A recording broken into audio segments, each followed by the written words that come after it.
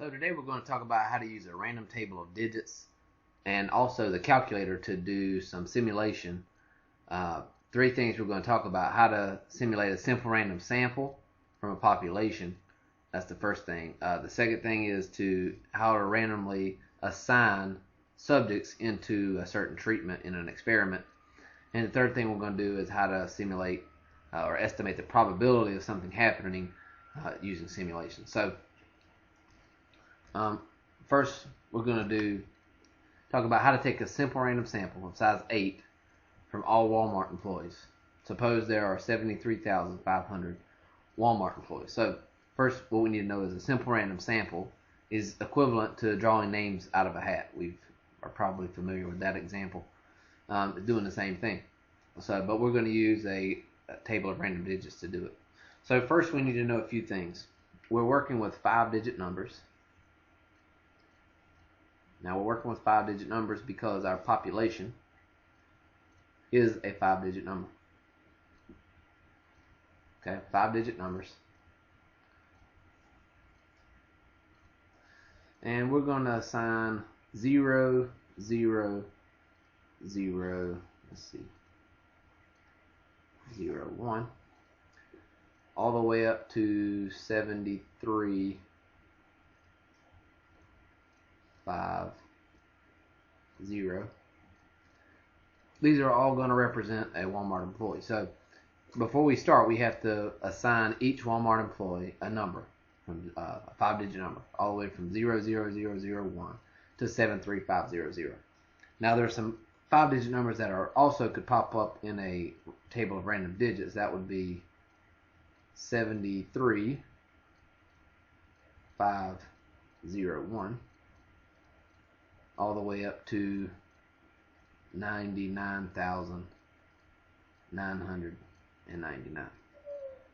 And we're going to discard those. We're not going to count those as someone in our sample. Also, 5 zeros, just as possible as any other number to come up, we're going to discard these.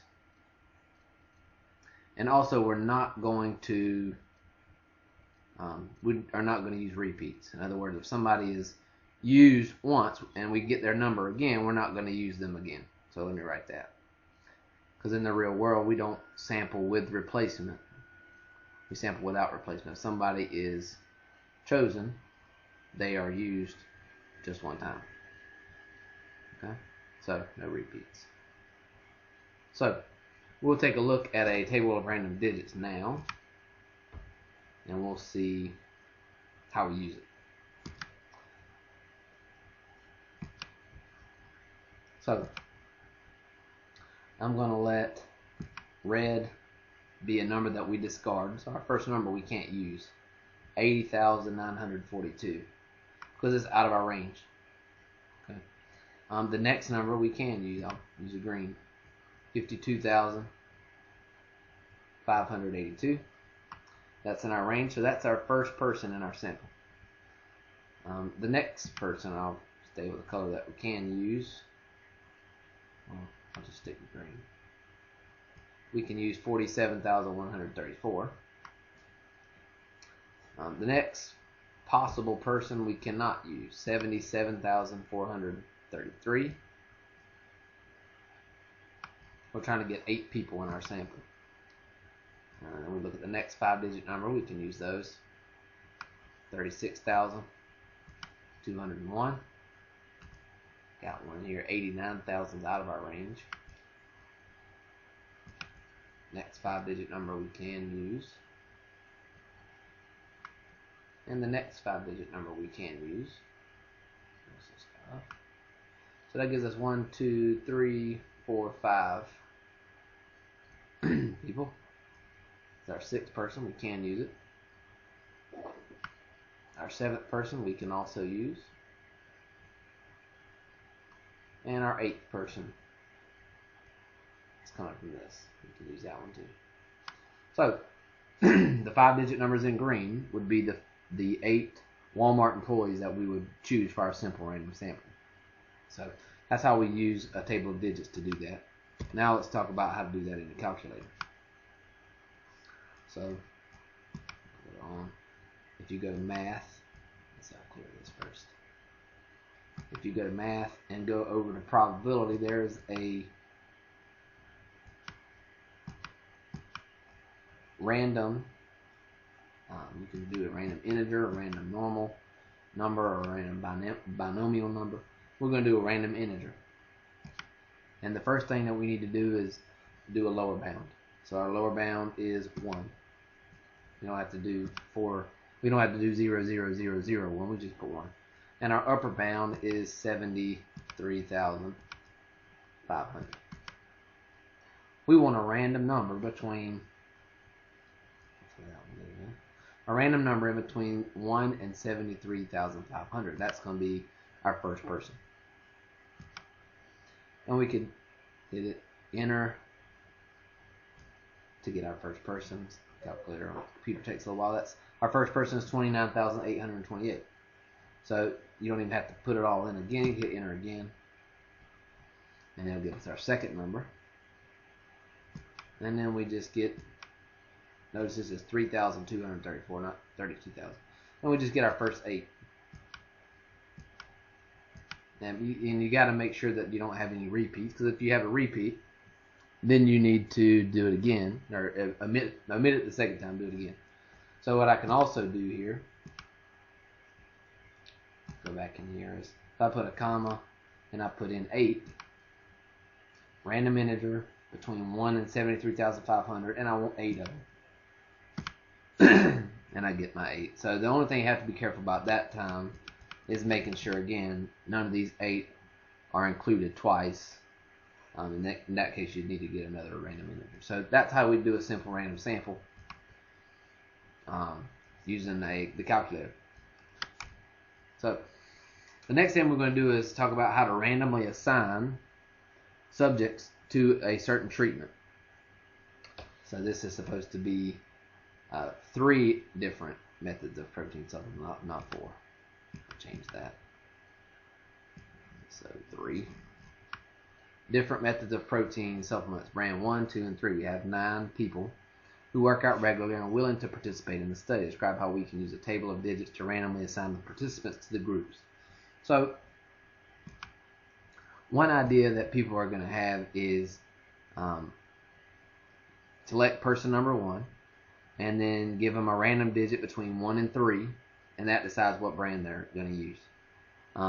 And that works, but what does or may happen there is you could get unbalance of people in your groups. In other words, you could get 6 people that do brand 1 and 3 people that do brand 2, and none of them go to 3. That's possible. So we try to avoid that. One way that we can do that is just choose the first 3 random people. They'll go to brand 1. Then the second 3 random people will go to brand 2, and then lastly the third. The leftover people, the last 3 that aren't selected, will go to group 3. So we'll do that. So first we need to know that we're working with 1-digit numbers. We have 9 people, and each one of these 9 people have a number from 1 to 9. We don't need 2 digits or anything like that. So 1 to 9 represents a participant. Now there actually is another 1-digit number we have to discard. Okay. And we can also, I won't write it here, but we do not want repeats. We can't have repeats. Really, you can't have the same person try 2 different brands. Well, I guess you could in this example, but you don't want to do that. And in some cases you can't at all. You can only do 1 treatment. So we're going to look at so again, we can't have repeats. So now we're looking at 1-digit numbers. Look at a table of digits here. So 8, person number 8, you go to group number 1. I'll use green as group number 1. Then we have a discard. We don't use 0. And then we have 9, you go to group number 1. And 4, you go to group number 1. So that green is group number 1. So then I'll choose group 2 now. Next random number is 2, 5, notice 2 doesn't get chosen again. 5 doesn't get chosen again. So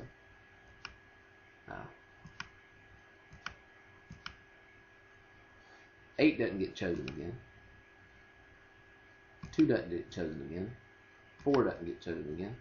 So 7 is our next non-repeat. And that makes up the second group. So we can kind of think about what we have now. Let's see, let me just get a pen. I will write 4, 8, 9, that's group 1. And then we have 2, 5, and 7. That's group 2. So the other numbers that are in our group would be 1, 3, and 6. And they go to group 3. And that's random assignment into an experiment, into a treatment group for an experiment. So we'll also talk about how to do that with a calculator. Basically the same exact way we just did for simple random sample. Not a whole lot of difference there. So we're going to choose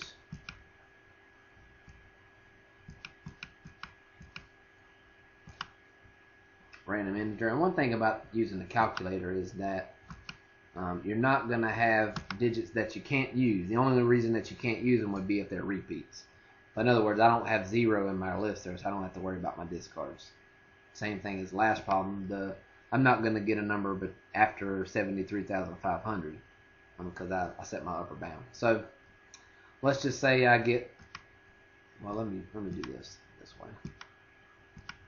You could put a 3 there and get your first group, but again, you have to be somewhat careful if you start getting some repeats.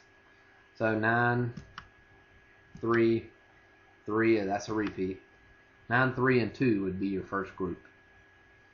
Okay, 9, 3, and 2. So then you would have to say for your second group, you got to get 3 numbers that aren't 9, 3, and 2. 1, 7, and 4. And then the remaining 3 that we didn't choose, they would go to group 3. So very similar to what we did before. So the last thing we're going to do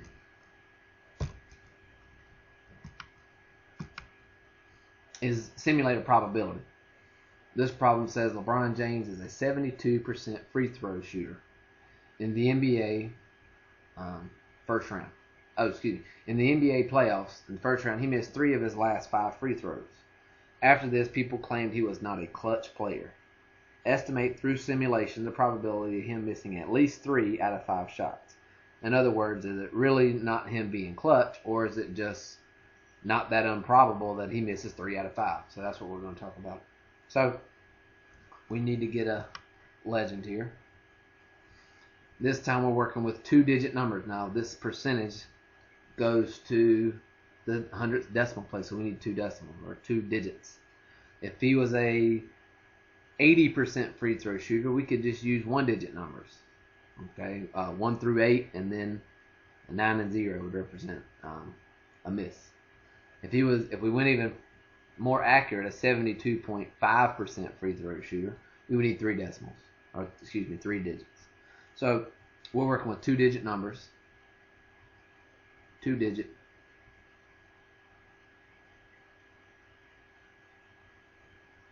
And this time we're not going to worry about repeats. Are okay. In other words, if you get a 6, well, let's get our legend first. So 1, 0, 1 through 72. That's going to represent a make. Okay, these 2-digit numbers have a 72% chance of coming up. Okay, so that means 73 through 99. And I also have to add 0, 0. Represents a miss. Now you could do 0, 0 all the way up to 71. That's 72 numbers. So those 72 numbers still have the same chance of occurring. But I went from 0, 1, so I need to go that 72 and then do 73 to 99 and 00 for a miss. Okay. So, so one trial is not one free throw for him. We're talking about a trial would be shooting 5 shots, and we're either going to get an answer, yes or no. Did he miss at least 3 out of the 5 shots? So that's what we're going to look at. Remember, there's no need to worry about repeats here. If he gets 55, that represents a make. Well, if he gets 55 the next time, that still represents a make. So let's look at it now. 72%. I need to remember that. So let's look. We have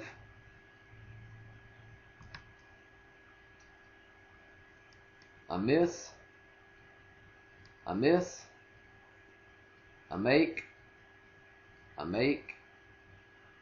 and a miss. So the very first trial we have, I'll come down here. This is representing yes. He shot 5 times and missed at least 3 free throws. He missed 3 free throws there. So I'm going to keep a tally down here.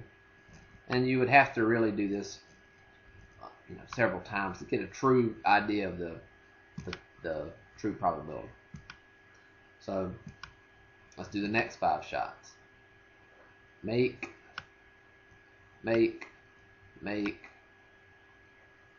miss, make. So he only missed 1 of those 5. That's enough. So then we would repeat it again. So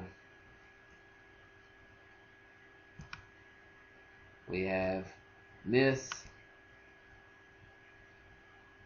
make, miss, make. So he only missed 1 out of 5. So that's another no. He did not miss at least 3.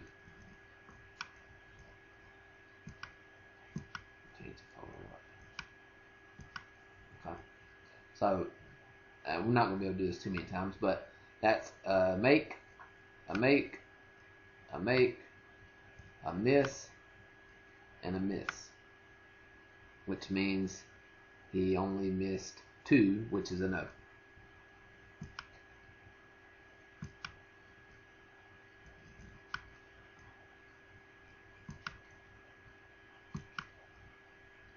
So then a make, a miss, a make,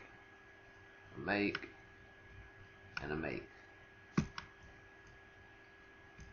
another no. We'll do it one more time. I think we get the idea here. So then we have make, and make. He made all 5 of those.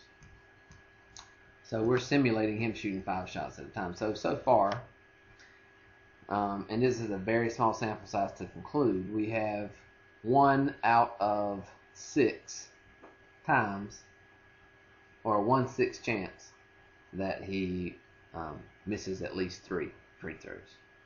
Okay. So I'll stop that there. So now let's also, the last thing we'll do is look at it in the calculator.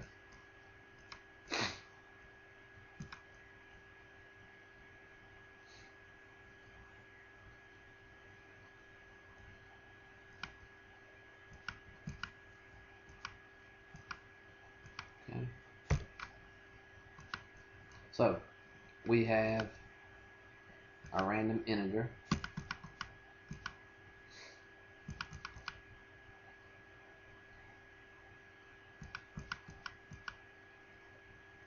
And let's just do from, well, we have to do from 0 or 1 to 100 here. You gotta have you could do 0 to 99, but there's got to be 100 numbers. So your probability, 72 out of those 100 numbers would give you the true probability. So out of those 100 numbers, let's do 5 shots. And again, if we get repeats here, that's fine. So we'll be able to see how many are above 72. If they're above 72, then that constitutes a miss. So in that case, he's got 2 misses. So he missed 2. That's a no. There he missed 2 again. Again a no. There he only missed 2. 95, 93. That's a no. Another no. 99 and 100. 86 is the only miss, so 1 miss.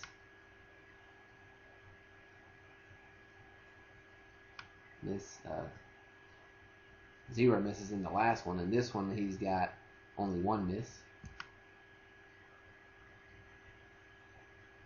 Only 1 miss. Here 2 misses, 93 and 80. So we did it at least 10 times here. 1. And it is fairly rare for LeBron James to miss 3 out of 5 free throws, because we're simulating it here, and hardly ever is he shooting, if that's his true free throw percentage that he had for the entire year, long-term percentage. It is unlikely for him to miss 3 out of 5. We can keep doing it, but we don't. Here is still 2 out of 5. Still not getting one. So he finally gets 1. 1, 2, 3, where he misses 5 times. So that's 3, 4, 5, 6, 7, 8,